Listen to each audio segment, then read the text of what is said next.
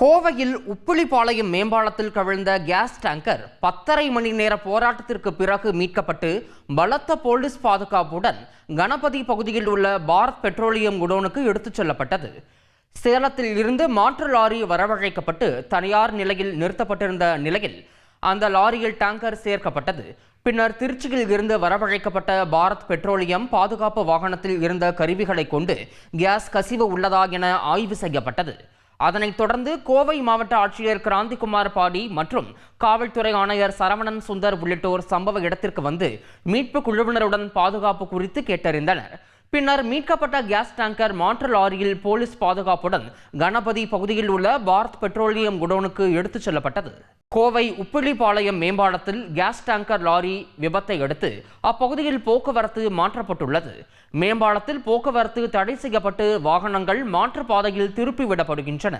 அதன்படி Brook bond சாலை, மரக்கடையில் இருந்து மேம்பாலம் இணையும் பகுதி, ரயில்வே நிலையம் பின்புறத்தில் இருந்து மேம்பாலம் இணையும் பகுதி, தண்டு மாரியம்மன் கோவிலில் இருந்து மேம்பாலம் இணையும் பகுதியில் போக்குவரத்து தடை செய்யப்பட்டு வாகனங்கள் திருப்பி அனுப்பப்பட்டன. 30க்கும் மேற்பட்ட போக்குவரத்து காவல்துறையினர் இப்பணிகளை மேற்கொண்டுள்ளனர். அவிநாசி மேம்பாலத்தில் டேங்கர் லாரி விபத்து காரணமாக போக்குவரத்து மாற்றப்பட்டதால் பொதுமக்கள், ஆட்டோ ஓட்டுநர்கள் அவதிக்குள்ளாகினர். அப்புறம் சுங்கம் வரைக்கும் போக வேண்டிய வேலையாக கிளம்புனேன்.